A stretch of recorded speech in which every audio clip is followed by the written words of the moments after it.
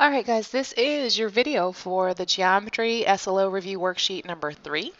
It's to identify points, lines, and planes. We are going to look at questions 9 through 13. Okay, questions 9 through 13. Now, what we want to do is we just want to jump right in and we want to name two Rays. And we are not talking Ray Charles or Ray Liotta. And I know that I just said that knowing none of you would actually know who those two people are. But that's all right, it made me smile. So we want to name two rays. We got to remember the thing about rays is they have an ending point, which is really their beginning point, but they have one point and then they go off in the other direction forever. So they're kind of like a cross between a segment and an actual line. The big thing is you've got to figure out where you're starting. I'm going to start at D and I'm going to head off towards G. So when I write this, D is my technically the beginning point. We call it the end point of array, but it's the starting point. So DG, the big thing we've got to remember, I need that arrow above. That symbol above my two letters is what makes it a ray. Okay. If I didn't have this little arrow right here, if I didn't have this little arrow that I just circled right there, if I didn't have that, then it would have just been a segment. But I do have it, so it is a ray. The other ray that I'm going to look at, let's say ray DC. Okay. Now that does not mean that you have to have those exact answers. You could have had ray DE, ray EF. You could have even, had ray AB, even though AB only looks like a segment right there. As long as you write it with the symbol, it'll work and you can use it as a ray. Okay. A lot of this part is just making sure you're using the right symbols. Okay. When we go to number 10, name two congruent segments. Two congruent segments. This does matter. You have to look at the tick marks. I've got one tick mark here, one tick mark there. So I've got segment DE, very important, symbol above it, right? Just the bar, nothing, no arrows on either side. So segment DE and segment DC. Okay. The other pair is segment AB and segment DG. So you could have also written this, segment AB and segment DG. Remember, 2 points, and then those 2 points have to have the correct symbol above them. All right, we head over to name 4 non-coplanar points. Non-coplanar. Coplanar means that they are all on the same plane, meaning you've got a bunch of different points on one sheet of paper or a bunch of different spots on the floor.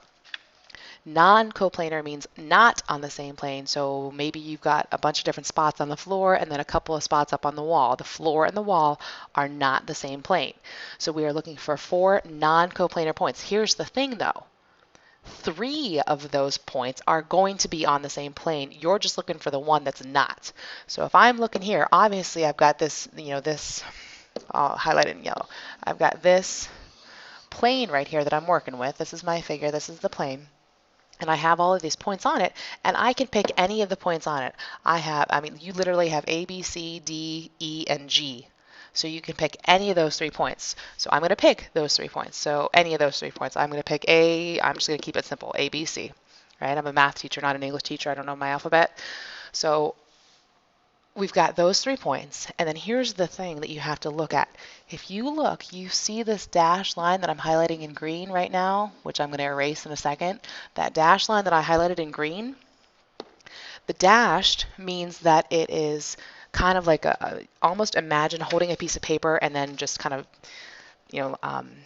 pushing a pencil through it. That's kind of what this is. So you realize that this line EF, does not lie in the plane. Okay? The plane might be horizontal and the line could be vertical. So this point F right here, that's the 4th point that I need. So it doesn't matter. Your first 3 points, you can use anything, but your 4th point has to be F. Okay?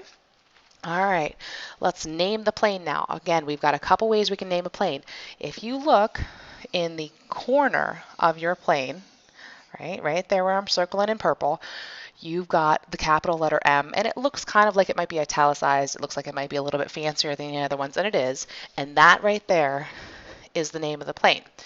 The other way to name a plane is with 3 non-collinear, so 3 points that are not on the same line.